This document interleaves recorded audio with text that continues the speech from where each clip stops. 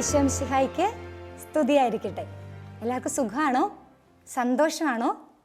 നമ്മൾ കഴിഞ്ഞ ആഴ്ച പഠിച്ച പാഠം ഏതായിരുന്നു ഓർക്കുന്നുണ്ടോ? സഭ, തിരഞ്ഞെടുക്കപ്പെട്ടവരുടെ സമൂഹം. ഇനി നമ്മൾ രണ്ടാമത്തെ ചാപ്റ്ററിലേക്ക് കടക്കുവാണ്. രണ്ടാമത്തെ ചാപ്റ്ററിൻ്റെ പേര് സഭ, രക്ഷിക്കപ്പെട്ടവരുടെ സമൂഹം. എന്താണ് സഭ, രക്ഷിക്കപ്പെട്ടവരുടെ സമൂഹം? എന്താണ് രക്ഷിക്കപ്പെട്ടവർ എന്ന് പറഞ്ഞാൽ? എങ്ങനെയുള്ളവരാണ് രക്ഷിക്കപ്പെട്ടവർ? അറിയാവോ? നമുക്കറിയാം അല്ലേ? എവിടെയോ ഇങ്ങനെ അടയ്ക്കപ്പെട്ട് കിടന്ന സ്ഥലത്ത് നിന്ന് നമ്മൾ തുറന്നു പോയിട്ടുണ്ടെങ്കിൽ അത് നമ്മൾ രക്ഷപ്പെട്ടു അല്ലേ? അതുപോലെ തന്നെ അല്ലെങ്കിൽ തീവ്രവാദികളുടെ ഇടയിൽ ബന്ധിക്കപ്പെട്ടിരിക്കുന്നവർ, അവരെ മോചിപ്പിച്ചു എന്നൊക്കെ പറയുമ്പം അവർ രക്ഷപ്പെട്ടു അല്ലേ? ഇങ്ങനെ രക്ഷിക്കപ്പെട്ടവരുടെ, എവിടെയോ ഒരു അടിമത്തത്തിൽ കിടന്നിരുന്ന ജനം രക്ഷിക്കപ്പെട്ടു. ഇങ്ങനെ രക്ഷിക്കപ്പെട്ടവരുടെ സമൂഹമാണ് സഭ എന്നുള്ളതാണ്. അതെങ്ങനെയാണ് രക്ഷിക്കപ്പെട്ടവരായത്, എവിടുന്നാണ് അവർ അടിമത്തത്തിലായിരുന്നത് എന്നുള്ള കാര്യങ്ങളാണ് നമ്മൾ ഈ പാഠഭാഗത്ത് പഠിക്കുന്നത്. പാഠത്തിലേക്ക് കടക്കുന്നതിന് മുമ്പ് നമുക്കിതിൻ്റെ ഈ പാഠഭാഗവുമായിട്ട് ബന്ധപ്പെട്ട വചനം വായിക്കാം. പുറപ്പാടിൻ്റെ പുസ്തകം അധ്യായം 5, 1 മുതലുള്ള വചനങ്ങൾ. മോശയും അഹറോനും ഫറവോയുടെ മുൻപിൽ ചെന്ന് പറഞ്ഞു, ഇസ്രായേലിൻ്റെ ദൈവമായ കർത്താവ് കൽപ്പിക്കുന്നു, മരുഭൂമിയിൽ വന്ന് എൻ്റെ ബഹുമാനാർത്ഥം പൂജാ മഹോത്സവം ആഘോഷിക്കാൻ എൻ്റെ ജനത്തെ വിട്ടയക്കുക. അപ്പോൾ ഫറവോ ചോദിച്ചു, ആരാണീ കർത്താവ്? അവൻ്റെ വാക്കുകേട്ട് ഞാൻ എന്തിന് ഇസ്രായേൽക്കാരെ വിട്ടയക്കണം? ഞാൻ കർത്താവിനെ അറിയുന്നില്ല, ഇസ്രായേൽക്കാരെ വിട്ടയക്കുകയുമില്ല. അപ്പോൾ അവർ പറഞ്ഞു, ഹെബ്രായരുടെ ദൈവം ഞങ്ങളെ സന്ദർശിച്ചിരിക്കുന്നു. ആകയാൽ 3 ദിവസത്തെ യാത്ര ചെയ്ത് മരുഭൂമിയിൽ ചെന്ന് ഞങ്ങളുടെ ദൈവമായ കർത്താവിന് ബലിയർപ്പിക്കുവാൻ ഞങ്ങളെ അനുവദിക്കുക. അല്ലാത്ത പക്ഷം അവിടുന്ന് മഹാമാരികൾ കൊണ്ടോ വാളുകൾ കൊണ്ടോ ഞങ്ങളെ ശിക്ഷിക്കും. ദൈവമായ കർത്താവിന് സ്തുതി. വചനം കേട്ടു അല്ലേ? ഇനി നമുക്ക് ഈ പാഠഭാഗത്തിലേക്ക് കടക്കുന്നതിന് മുമ്പ് ഈ വചനവും ഇന്നത്തെ ദിവസം മുഴുവനും സമർപ്പിച്ചുകൊണ്ട് നമുക്ക് ഈശോയുടെ സന്നിധിയിൽ പ്രാർത്ഥിക്കാം. ഇന്നത്തെ പാഠഭാഗം മുഴുവനും, ഇന്ന് നമ്മൾ കേൾക്കാൻ പോകുന്ന കാര്യങ്ങളെല്ലാം സമർപ്പിച്ചുകൊണ്ട് നമുക്കൊരു നിമിഷം ഈശോയോട് പ്രാർത്ഥിക്കാം അല്ലേ? ഒന്ന് എഴുന്നേറ്റ് നിന്ന് ഏകാഗ്രതയോടുകൂടി കൈകൾ കൂപ്പി നല്ല മക്കളായിട്ട് നിൽക്കുക. കാരുണ്യവാനായ ഈശോയെ, ഞങ്ങളങ്ങേ ആരാധിക്കുന്നു, സ്തുതിക്കുന്നു. നല്ല ദൈവമേ, തിരുവചനങ്ങളിലൂടെ അങ്ങ് ഞങ്ങളോട് സംസാരിക്കുമ്പോൾ അവയുടെ അർത്ഥം മനസ്സിലാക്കുവാനും അങ്ങേ കൂടുതൽ സ്നേഹിക്കുവാനും അങ്ങ് ഞങ്ങളെ അനുഗ്രഹിക്കണമേ. സഭയെക്കുറിച്ച് ഞങ്ങൾ പഠിക്കുമ്പോൾ ആഴത്തിൽ അതിനെ മനസ്സിലാക്കുവാനും സ്നേഹിക്കുവാനും ഞങ്ങൾക്ക് കൃപ നൽകണമേ. ഇന്നത്തെ ദിനം മുഴുവനും അങ്ങയുടെ മുൻപിൽ ഞങ്ങൾ പരിശുദ്ധരായിരിക്കുവാൻ ഞങ്ങളെ സഹായിക്കണമേ. പരിശുദ്ധ അമ്മേ, നല്ല മാതാവേ, അമ്മ ഓരോ നിമിഷവും ഞങ്ങളെ ശക്തിപ്പെടുത്തണമേ. നിത്യം പിതാവും പുത്രനും പരിശുദ്ധാത്മാവുമായ സർവേശ്വര എന്നേക്കും ആമേ. ഇരുന്നോളൂ. നമ്മൾ ഈ വചനഭാഗത്ത് കണ്ടു, ദൈവം 2 പേരെ തിരഞ്ഞെടുത്തു. കഴിഞ്ഞ ക്ലാസ്സിലെ നമ്മൾ കണ്ടതാണ്, ഇസ്രായേൽക്കാർ ഈജിപ്തിൻ്റെ അടിമത്തത്തിലായിരുന്നവരെ മോചിപ്പിക്കാൻ വേണ്ടി 2 പേരെ തിരഞ്ഞെടുത്തു എന്നുള്ളതല്ലേ? അവരെക്കുറിച്ചാണ് നമ്മളിപ്പോൾ ഈ പാഠത്തിൻ്റെ ആദ്യ ഭാഗങ്ങളിൽ പഠിക്കുന്നത്. ഈജിപ്തിൻ്റെ അടിമത്തത്തിൽ കഴിഞ്ഞിരുന്ന ജനങ്ങളെ മോചിപ്പിക്കുവാൻ ദൈവം തിരുമനസ്സായി. എന്നിട്ട് ദൈവം അവരിൽ നിന്ന് തന്നെ 2 പേരെ തിരഞ്ഞെടുത്തു. ഒന്ന് മോശയും, പിന്നെ മോശയുടെ സഹോദരൻ ആരാണ്? അഹറോൻ അല്ലേ? മോശയെയും അഹറോനെയും ദൈവം തിരഞ്ഞെടുത്തു. ഇവരെ മോശയും അഹറോനും ഫറവോയുടെ മുൻപിൽ ചെന്ന്, ഈജിപ്തുകാരുടെ രാജാവായിരുന്ന ഫറവോയുടെ മുൻപിൽ ചെന്ന് പറഞ്ഞു, ഇസ്രായേലിൻ്റെ ദൈവമായ കർത്താവ് പറയുന്നു, ദൈവത്തിന് ബലിയർപ്പിക്കുവാൻ എൻ്റെ ജനത്തെ വിട്ടയക്കുക. ഫറവോ സമ്മതിച്ചോ? ഫറവോ ചോദിച്ചു, ആരാണ് ഈ കർത്താവ്? ഇവരെ ഞാൻ എന്തിന് വിട്ടയക്കണം എന്നല്ലേ? മോശ പറഞ്ഞു, അവിടത്തേക്ക് പൂജാ മഹോത്സവം ആഘോഷിക്കാൻ ഞങ്ങളെ വിട്ടയക്കുക, അല്ലാത്ത പക്ഷം മഹാമാരികൾ നമ്മുടെ ഇടയിലേക്ക് ദൈവം അയക്കുമെന്ന്. പക്ഷേ ഫറവോ ഈ വാക്കുകളൊന്നും കേട്ടില്ല. ഫറവോ ഇസ്രായേൽക്കാരെ വിട്ടയച്ചുമില്ല. ദൈവം ഈജിപ്തുകാരെ ഓരോ മഹാമാരികൾ കൊണ്ട് ശിക്ഷിക്കുവാൻ തുടങ്ങി. നമുക്കറിയാം എത്ര മഹാമാരികളാണുള്ളത്. ഈജിപ്തുകാരുടെ മേൽ ദൈവം അയച്ച മഹാമാരികൾ എത്ര എണ്ണമാണ്? 10 അല്ലേ? 10 മഹാമാരികൾ അയച്ചു. അതിനകത്ത് 9 എണ്ണം അയച്ചിട്ടും ഫറവോ ഒന്നും പഠിച്ചിട്ടില്ല. ഓരോ മഹാമാരി അയക്കുമ്പോഴും വിചാരിക്കും ഈജിപ്തുകാരെ വിട്ടയച്ചേക്കാമെന്ന്. അങ്ങനെ പറയും. മോശ ദൈവത്തോട് പ്രാർത്ഥിക്കും, മഹാമാരി നിൽക്കും. പക്ഷെ ഫറവോയുടെ മനസ്സ് മാറും. ഫറവോ അവരെ വിട്ടയക്കത്തില്ല. അങ്ങനെ 9 മഹാമാരികൾ കഴിഞ്ഞു. അങ്ങനെ വന്നിട്ടും ഈജിപ്തുകാർ ഇസ്രായേൽക്കാരെ വിട്ടയക്കാതെ വന്നപ്പോൾ ദൈവം എന്ത് ചെയ്തു? അവസാനത്തെ മഹാമാരി ഏതാണ്? അവരുടെ കടിഞ്ഞൂൽ സന്താനങ്ങളെ സംഹരിച്ചു അല്ലേ? ഈ കടിഞ്ഞൂൽ സന്താനങ്ങളെ, അതായത് ഓരോ കുടുംബത്തിലെയും ഒരു കുഞ്ഞെങ്കിലും വീതം കൊല്ലപ്പെടും, സംഹരിച്ചു. ഇങ്ങനെ വന്നപ്പോൾ ഓർക്കുക, ഈജിപ്തുകാരെ മുഴുവനും ദൈവം മഹാമാരികൾ കൊണ്ട് സംഹരിച്ചപ്പോൾ, മഹാമാരികൾ അവരുടെ ഇടയിലേക്ക് അയച്ചപ്പം ഈജിപ്തുകാരുടെ ഇടയിൽ താമസിച്ചിരുന്നവരായിരുന്നു ആര്? ഇസ്രായേൽക്കാരല്ലേ? പക്ഷെ ദൈവം തൻ്റെ വാഗ്ദാനങ്ങളിൽ വിശ്വസ്തനാണെന്ന് നമ്മൾ കഴിഞ്ഞ ആഴ്ച കണ്ടു. ദൈവം വാഗ്ദാനങ്ങളിൽ വിശ്വസ്തനായ അവിടുന്ന് ഈ മഹാമാരികളൊന്നും ഈ ഇസ്രായേൽക്കാരുടെ മേൽ അയച്ചിട്ടില്ല.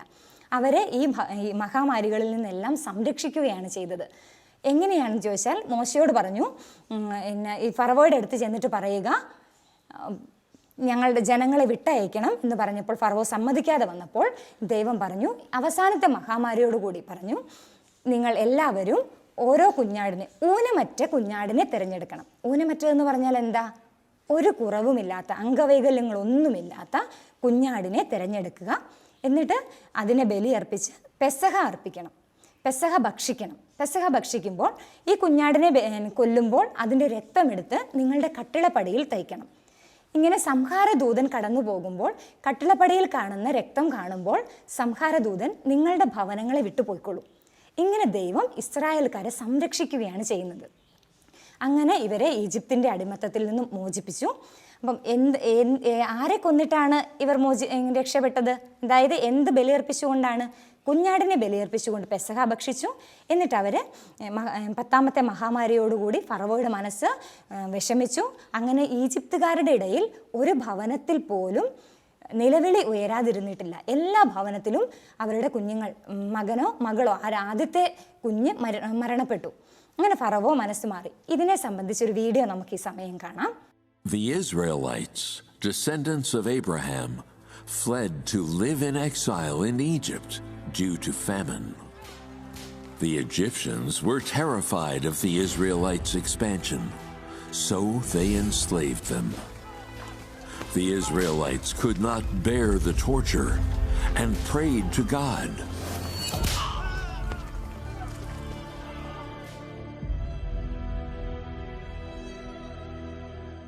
God heard their prayers and decided to lead the Israelites out of Egypt.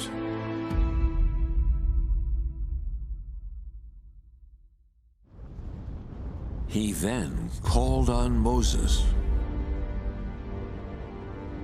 Moses, now therefore, behold, the cry of the children of Israel is come to me, and I have also seen the oppression with which the Egyptians oppress them.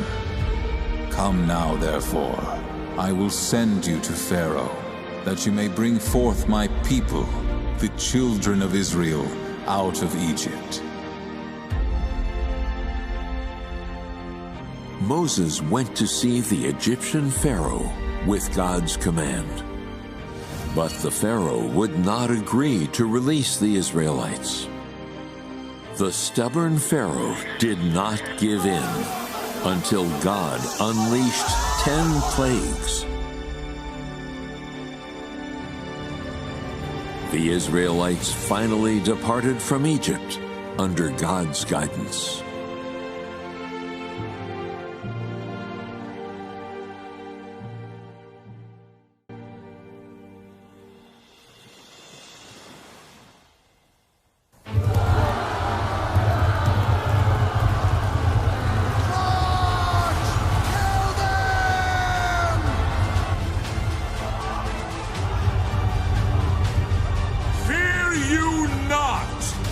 Stand still and see the salvation of Jehovah. Lift you up your rod and stretch out your hand over the sea and divide it.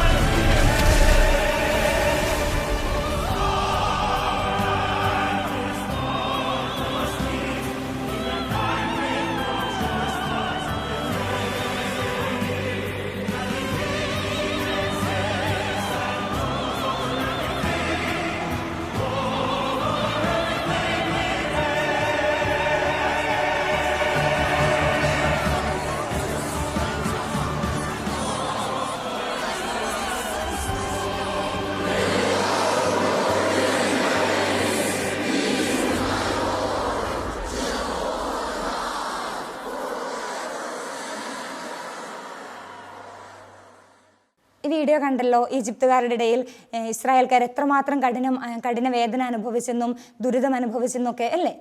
ഇങ്ങനെ നോക്കുമ്പം ഇവർ രക്ഷപ്പെട്ടപ്പം ഇസ്രായേൽക്കാരുടെ അനുഭവത്തിൽ രക്ഷ എന്നത് ഒരു വിമോചനമായിരുന്നു. എന്താണ്? വിമോചനമായിരുന്നു ഇസ്രായേൽക്കാരുടെ ഇടയിൽ രക്ഷ എന്നുള്ളത്.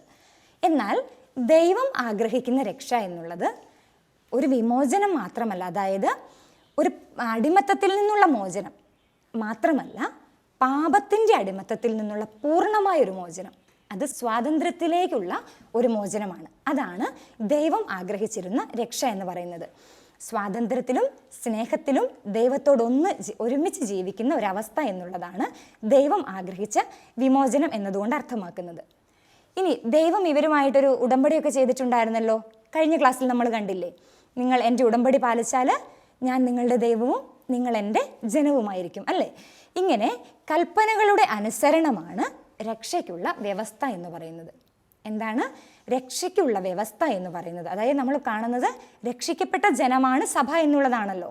അപ്പം രക്ഷയ്ക്കുള്ള വ്യവസ്ഥ എന്ന് പറയുന്നത് കൽപ്പനകളുടെ അനുസരണമാണ്. നമുക്ക് നോക്കാം, ആര് വഴിയാണ് ദൈവം കൽപ്പന നൽകിയത്? മോശ വഴി അല്ലേ. മോശ വഴി ദൈവം കൽപ്പന നൽകി. അതെങ്ങനെയാണ് ദൈവം നൽകിയത്? 7ാം ക്ലാസ്സിൽ കൃത്യമായി നമ്മൾ പഠിച്ചിട്ടുള്ളതാണ്. ദൈവം സ്വന്തം എഴുതി കൽപ്പലകകളിൽ ദൈവം തന്നെ എഴുതി മോശയ്ക്ക് നൽകുകയാണ് ചെയ്തത്. ഈ കൽപ്പന അവർക്ക് രക്ഷയ്ക്കുള്ള മാർഗമായിരുന്നു, ഈ കൽപ്പന അനുസരിക്കുക എന്നുള്ളത്. ദൈവം നൽകിയ ഉടമ്പടി കൽപ്പലകകളിൽ നൽകിയാലും ദൈവം അത് വെറുതെ ഒരു കൽപ്പലകകളിൽ മാത്രമല്ല എഴുതിയത്, അത് അവരുടെ ഹൃദയ ഫലകങ്ങളിലായിരുന്നു. അതായത് വെറുതെ ഇങ്ങനെ ഒരു കല്ലിൽ കൊത്തി കൊടുക്കുക മാത്രമല്ല ചെയ്തത്, അവരുടെ ഹൃദയത്തിൽ ദൈവം എഴുതി വയ്ക്കുകയാണ് ചെയ്തത്. അപ്പം അനുസരിക്കുമ്പോൾ അവരൊരു രക്ഷയിലേക്ക് പ്രവേശിക്കും എന്നുള്ളതാണ് ദൈവം ഇതിലൂടെ ഈ കൽപ്പന നമുക്ക് നൽകിയപ്പോൾ ഉദ്ദേശിച്ചത്. ഇനി ഈ കൽപ്പന നൽകിയപ്പോൾ ദൈവത്തിൻ്റെ സ്വന്തം ജനമായിരിക്കുക, അവിടത്തോട് ഐക്യപ്പെട്ടിരിക്കുക എന്നുള്ളത്, ഇതാണ് രക്ഷയുടെ അനുഭവം. എന്താണ്?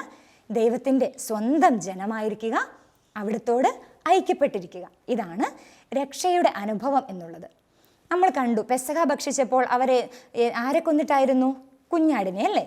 കുഞ്ഞാടിൻ്റെ രക്തം അവർക്ക് ഈജിപ്തിൻ്റെ അടിമത്തത്തിൽ നിന്നുമുള്ള ഒരു മോചനമായിരുന്നുവെങ്കിൽ, ഇവർ ഈജിപ്തിൻ്റെ അടിമത്തത്തിൽ നിന്നും ഇസ്രായേൽക്കാർ മോചിക്കപ്പെട്ടുവെങ്കിലും അവർ അവിശ്വസ്തരായി, ദൈവത്തോട് വിശ്വസ്തത പുലർത്തിയില്ല. അങ്ങനെ അവർ അടിമത്തത്തിൽ വീണ്ടും പോയി. അതൊരു ബാബിലോൺ അടിമത്തത്തിലേക്കായിരുന്നു അവർ പോയിരുന്നത്. ഈ ബാബിലോൺ അടിമത്തത്തിൽ നിന്ന് അവർ വീണ്ടും നിലവിളിച്ചു. അങ്ങനെ ഓരോ പ്രാവശ്യവും ദൈവത്തോട് അവർ അവിശ്വസ്തത കാണിക്കുമ്പോൾ വീണ്ടും അവർക്ക് വിചാരം ഉണ്ടാവുകയും അവർ നിലവിളിക്കുകയും ചെയ്യും. വാഗ്ദാനങ്ങളിൽ വിശ്വസ്തനായ ദൈവം ഒരിക്കലും അവരെ ഉപേക്ഷിച്ചിട്ടില്ല. അങ്ങനെ ദൈവം തൻ്റെ ഏകപുത്രനെ തന്നെ നൽകുവാൻ വേണ്ടി തിരുമനസ്സായി.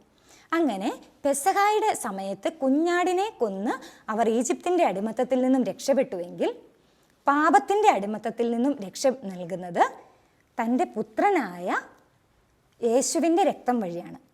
ഈ യേശു നമ്മളറിയാം അല്ലേ, നമ്മൾ ഓരോ പ്രാവശ്യം പ്രാർത്ഥിക്കും, ലോകത്തിൻ്റെ പാപങ്ങൾ നീക്കുന്ന ദൈവത്തിൻ്റെ കുഞ്ഞാടെ ഞങ്ങൾക്ക് വേണ്ടി അപേക്ഷിക്കണമെന്ന് ലുത്തിനയ്ക്ക് പ്രാർത്ഥിക്കാറില്ല ലുത്തിനയുടെ സമയങ്ങളിൽ. അങ്ങനെ നമുക്കറിയാം ബൈബിളിലും ഉണ്ട് ലോകത്തിൻ്റെ പാപങ്ങൾ നീക്കുന്ന ദൈവത്തിൻ്റെ കുഞ്ഞാട്. ഈ ദൈവത്തിൻ്റെ കുഞ്ഞാട് ആരാണ്? അതാണ് ദൈവത്തിൻ്റെ സ്വന്തം മകനായ ഈശോ. പെസഹായുടെ സമയത്ത് കുഞ്ഞാടിൻ്റെ രക്തം അവർക്ക് മോചന കാരണമായെങ്കിൽ, ഇന്ന് പാപത്തിൻ്റെ അടിമത്തത്തിൽ നിന്ന് നമ്മളെ മോചിപ്പിച്ചത്, പൂർണ്ണമായും നമ്മളെ മോചിപ്പിച്ചത് ഈശോയുടെ രക്തമായിരുന്നു.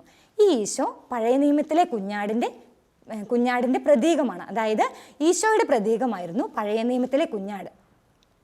നോക്കുക, പിതാവിൻ്റെ ഏകജാതൻ്റെ രക്തമാണ് മനുഷ്യവർഗത്തെ പാപത്തിൽ നിന്നും മുഴുവനായി മോചിപ്പിച്ചത്.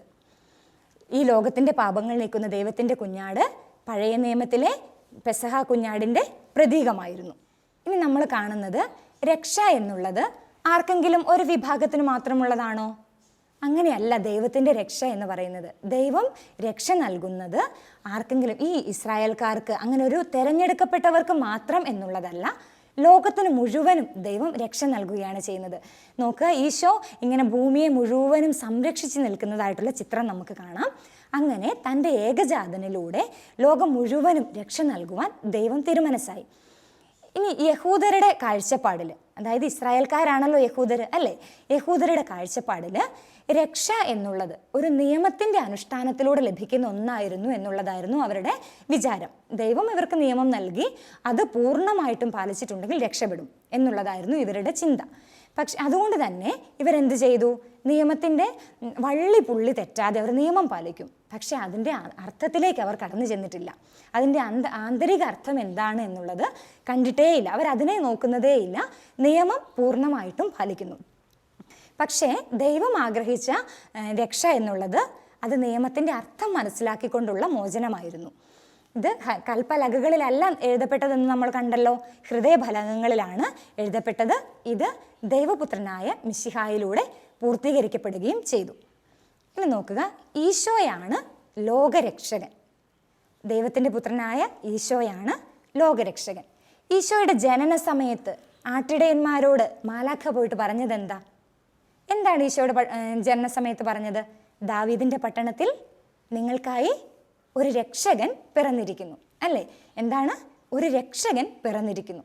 അതുപോലെ തന്നെ ഈശോയെ ദേവാലയത്തിൽ കാഴ്ചവെച്ചപ്പോൾ ശിമയോൻ ഈശോയെ കൈകളിൽ എടുത്തുകൊണ്ട് പറഞ്ഞു, ഇതാ സകല ജനത്തിനും വേണ്ടിയുള്ള രക്ഷ എൻ്റെ കണ്ണുകൾ കണ്ടു കഴിഞ്ഞു. അതായത് ഈശോയുടെ ജനന സമയത്ത് തന്നെ ഈശോ ലോകത്തിൻ്റെ മുഴുവൻ രക്ഷ നൽകുന്നവനാണ് എന്നുള്ള പ്രവചനങ്ങൾ ഉണ്ടായിരുന്നു.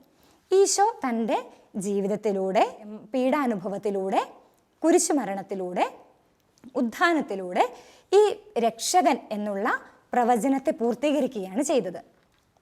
നോക്കുക, ഈശോ ഏകരക്ഷകൻ.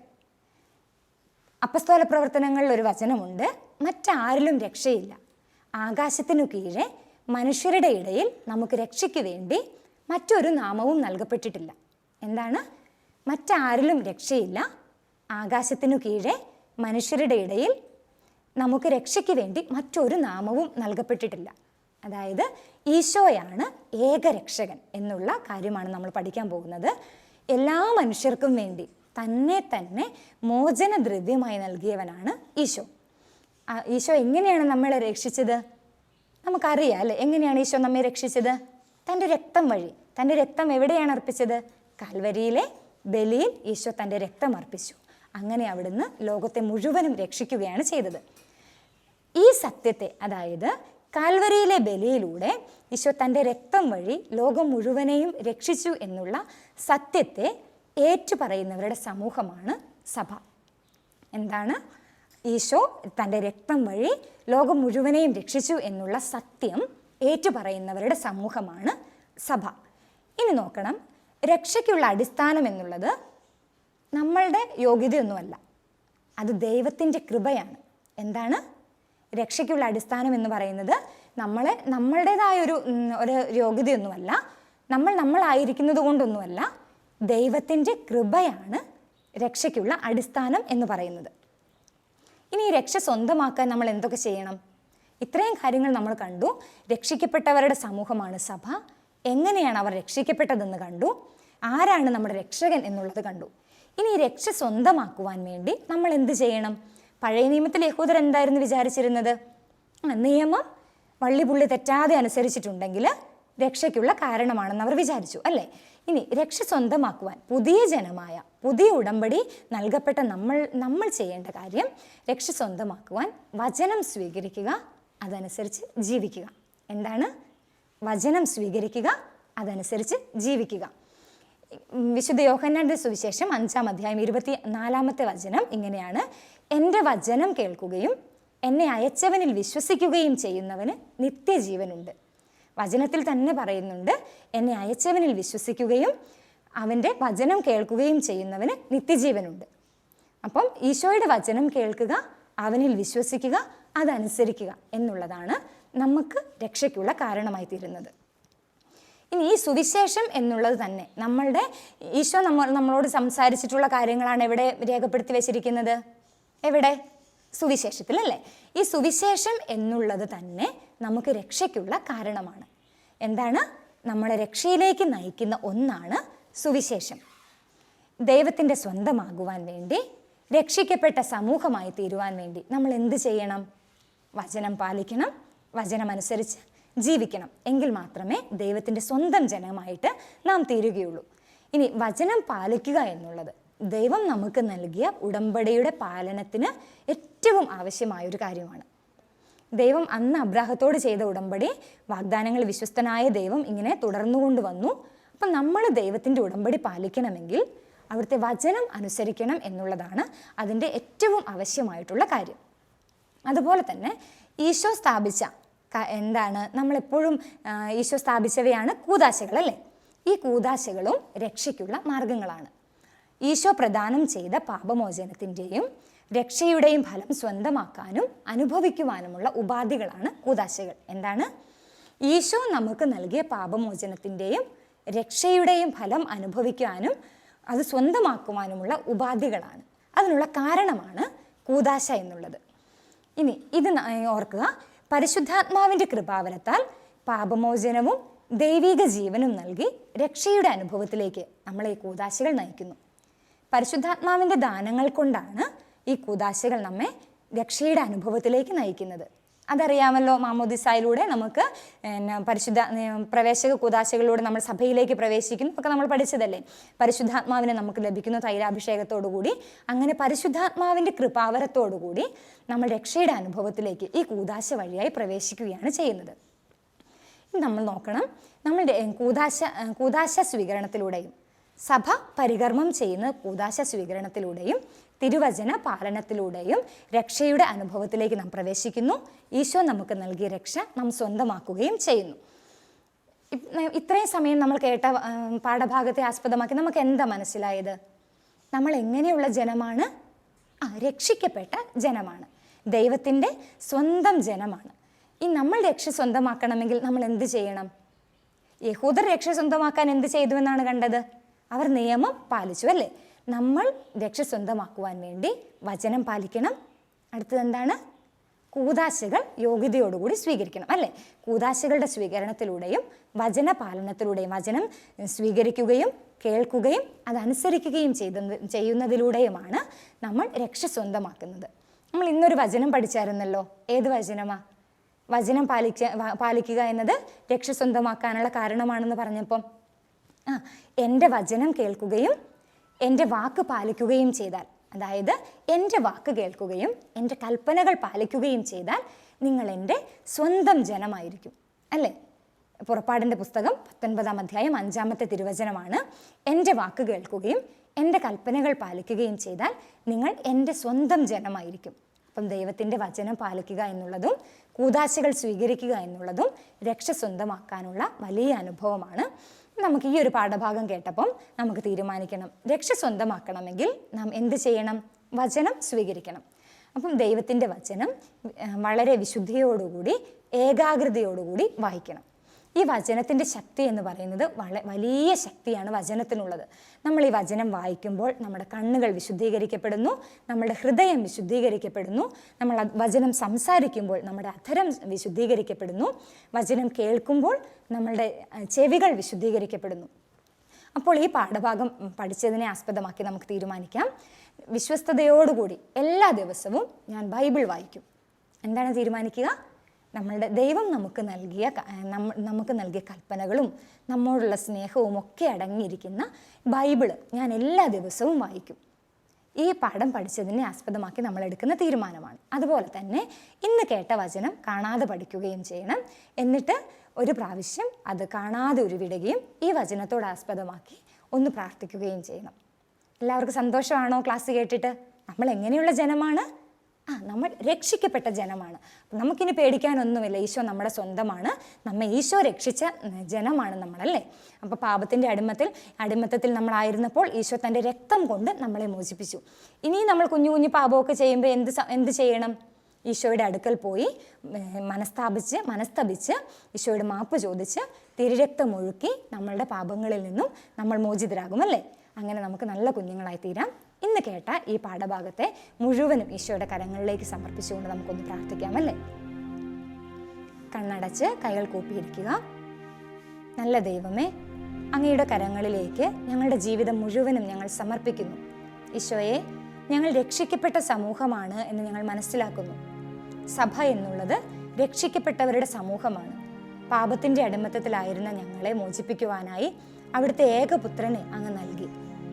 ഈശോയുടെ രക്തം വഴി രക്ഷിക്കപ്പെട്ടിരിക്കുന്ന ഞങ്ങൾ എന്നും രക്ഷയുടെ അനുഭവം സ്വന്തമാക്കുവാനും ഈ അനുഭവത്തിൽ ജീവിക്കുവാനും ഞങ്ങളെ അങ്ങ് അനുവദിക്കണമേ, അനുഗ്രഹിക്കണമേ. വചനം പാലിക്കുവാനും വചനമനുസരിച്ച് ജീവിക്കുവാനും ഞങ്ങൾക്ക് കൃപ നൽകണമേ. നിത്യം പിതാവും പുത്രനും പരിശുദ്ധാത്മാവുമായ സർവേശ്വര എന്നേക്കും ആമേൻ. ഈശോ മിശിഹായ്ക്ക് സ്തുതിയായിരിക്കട്ടെ.